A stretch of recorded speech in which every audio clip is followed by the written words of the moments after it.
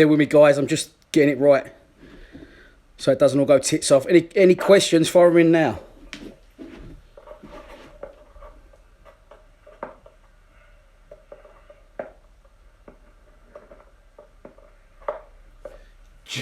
Joe, all bear with me, guys. I'm just getting it right so it doesn't all go tits off. Any questions? Fire them in now. Hang on. Joe Holloway, we've only gone a live stream. Lawrence Millwall's gone for a 1-0 win for us. Right, okay. I don't know if I'm shot there.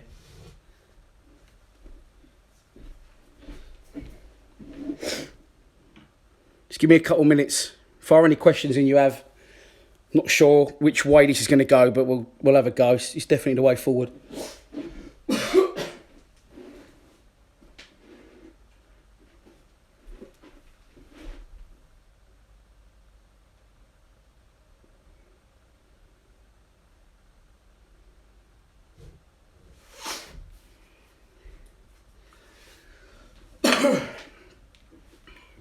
Hello. Oh, it's not that far behind. Oh no, it is quite far behind.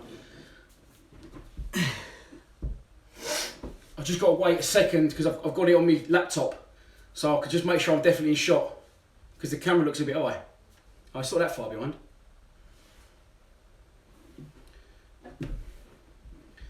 Bit low, 1 second.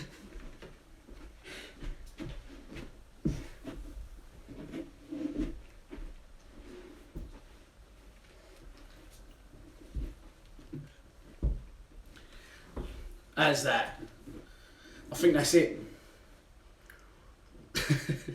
Yeah, it's about 20 seconds behind because I'm back now.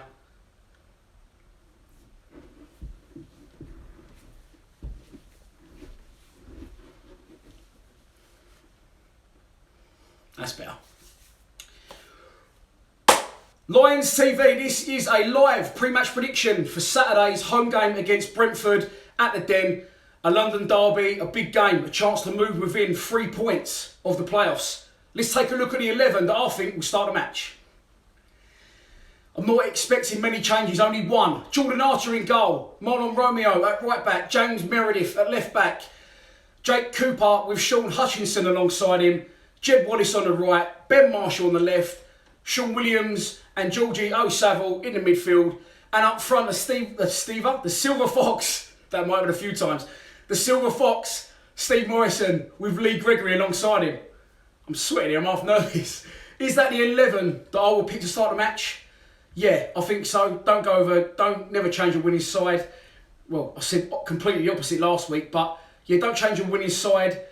I think that you've got Fred knocking on the door in a big way, Tony Cliff's knocking on the door in a big way, and also, I've got to say, after Tuesday night, Tim Cahill, I was worried his legs might be gone, but that's definitely not the case. He's definitely got minutes in him, and he was a threat when he came on. He could have scored. He should have scored. Fred should have scored it to him, but Fred went for goal. But listen, Tuesday's done. Tuesday, he's done the dusty. But yeah, I think the gaffer will bring back in Steve Morrison for Tom Elliott. That was a strange one. I don't know why he dropped Morrison out and then brought him on when we was 2-0 up, I think. I just would have left Morrison out altogether. If you're going to rest him. Don't bring him on with half an hour to go. But the General will definitely be back in the skip of the side on Saturday. We need to fill this den, boys and girls. We need to fill it. It's down to us in a big way now. We need to make it and as intimidating as possible. The crowds have been good lately, especially last time out. I'm going to kill myself out because I can't remember who we played. Who did we play at home last time? Sunderland. There's quite a good crowd at Sunderland. A lot of us, but we need to make more noise, and we can definitely play a part, as we know, this Saturday against Brentford. Moving on to the opposition, Brentford, as we just discussed, managed by Dean Smith. They are currently one place above us in the table. They are 10th. We played them earlier in the season at Griffin Park. A very, very frustrating day. They had the one sort of long range shot and scored. We dominated, as far as I can remember, especially in the second half. Jed had a couple of chances, brilliant save, couple of saves from their goalkeeper, and of course the penalty saved from Gregors. So we deserved the point, definitely out of the game. Their goalkeeper Daniel Bentley always plays well against us. He used to play for Southend, and he always does the business against us. So let's hope that's not the case on Saturday. The one to watch for them I've marked as Ollie Watkins, the 22-year-old forward attacking midfielder. They can't make their mind up on Wikipedia, and I ain't seen enough of him to comment. But he scored 3 goals in his last 3 games. They brought him in the summer from Exeter, and he'll be the one to watch this Saturday at the Den. They have they've only lost 1 of their last 5 games, Brentford.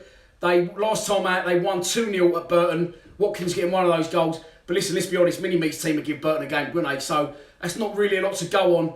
But listen, they like to knock the ball around. We know that. They did that at their ground, and they got the chance to do it in the first half in front of their home fans. But high intensity pressure from us, a hostile crowd.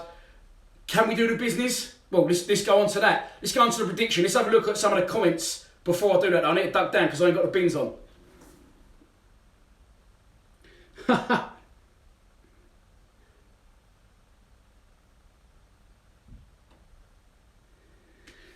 There's a lot of you going for a Millwall win. I don't know. I'm not sure. Is it going to be... Someone said they'll definitely score from a long shot. I'm not going to get involved in that. But that is possible. I am going to go for... I really want to go for a Millwall win. But I'm not sure it's going to be a draw. So what am I going to do here? I need to make a decision because this is live, isn't it? Usually I can fart ass about for ages. Fuck it. Let's go for it. I'm going to go for a 2-1 Millwall win. It will be a very tight game. And I just feel that we could nick it. I think the key Saturday is to score first.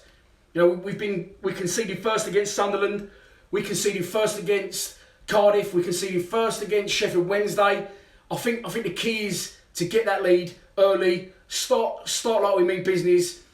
I think Jeb Wallace could score Saturday, and also shock. I'm going to go for the absolute salt that is Lee Gregory get the other. Yeah, so that is basically it for this pre-match prediction, but I think now I'm supposed to go to live stream and take questions, otherwise there was no point live streaming it. So I will live stream some questions right now. Let's get the laptop up and involved. Let's go to the very top. Joe Holloway, we've only gone and live streamed it. Lawrence MFC 1-0 Millwall. The problem I've got with that, Lawrence, is I ain't going to go into detail, but obviously I don't, clean sheets, I'm not sure, especially at home lately.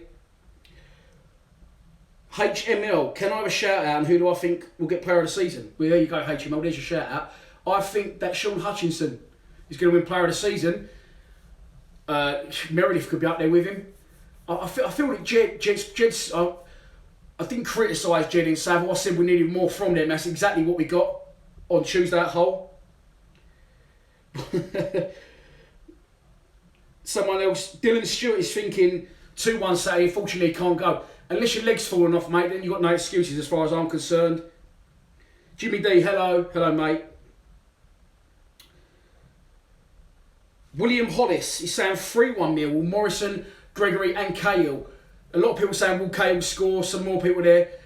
Will they score? Will Cahill score? That's a good question. I'm not sure if he'll score Saturday. I would love to see him score. What I was hoping was at Hull, we was 2-0 up and we was going to get a penalty, because I think in that instance he will definitely take the penalty. Imagine he scored it in a penalty in front of the cold bloke. The stream's gone down.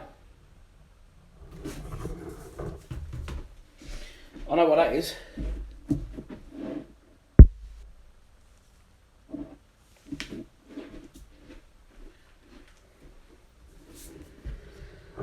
I'm not sure why, guys, but the stream has... Oh, no, I'm back. Are we back? I think we're back. Yeah, we are back. We'll continue. So I'm just watching myself on the laptop. So, yeah, Cahill, he's got to get his goal, Cahill, hasn't he? He absolutely has got to get his goal.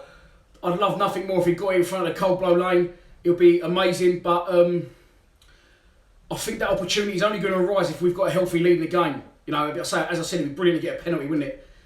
4-0 up at home to Aston Villa, for example, the last game at the Den of the season, and Cahill scores. I think he deserves more minutes. The problem we've got is, where's he going to come in? We're on a fantastic run.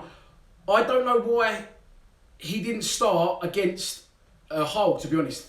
No disrespect to Tormented. He played his part. We got 3 points the other night, but he's not up to this level of football.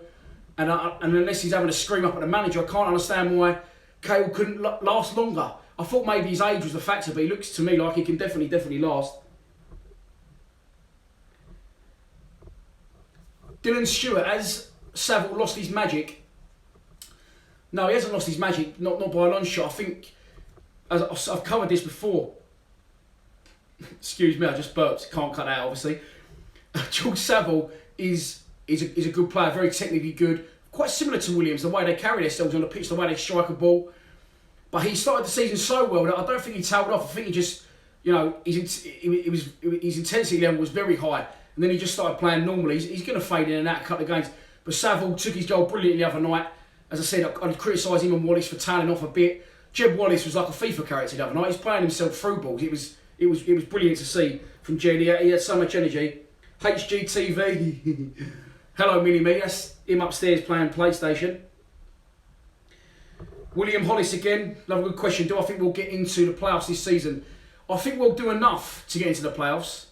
I think we'll do everything that we can. It's just whether the teams above us drop enough points. Leeds, again, got smashed last night by Wolves. They're no longer a threat. Norwich, I don't think, are a threat. Ipswich are not a threat. I think that it's going to be Middlesbrough could be the surprise team.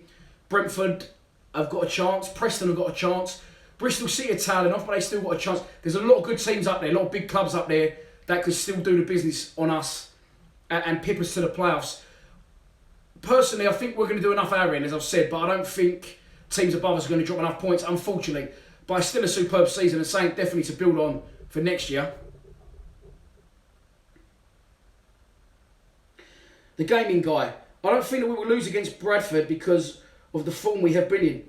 I can almost guarantee you that we're not going to lose against Bradford, mate, because we ain't playing them. They're in League One. I think you mean Brentford. Mini-Me's gone for a 2-0 win for us. Joe Holloway's gone for a 3-1 win. And, sorry, someone just put this is the best Ricky Gervais show I've ever watched. I've been Ricky Gervais off a couple of times. I don't think in a good way, either.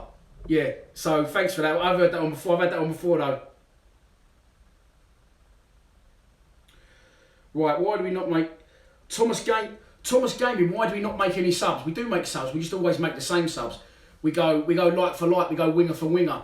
But to be honest, we ain't really been, down and out in any games. The only time this season where we had to change, to make substitutes, usually you make them to try and affect football matches. We don't really need to affect matches at the minute. Our plan is working. Sunderland, maybe we could have gone a little bit earlier with things, but, Harris kept faith with it, and the reason I think why is because against Sheffield Wednesday, he kept the faith with it and eventually we turned it round. So maybe he got that one wrong. The only game I can think of is Derby. We've been well out of the game, and the stream's gone again. But yeah, Derby is the only point I can think where the game we was well out of it, and Harris did try and affect it by making a triple substitution. I'm going to wrap it there, boys and girls. It's turning more into a Q&A than a pre-match prediction. But thanks for watching. I'm hoping these live streams are progressing and getting a little bit better. Pictures black's out again now, as you can probably see. I'll see you at the Den Saturday. Please subscribe to Lions TV. Come on, you Lions.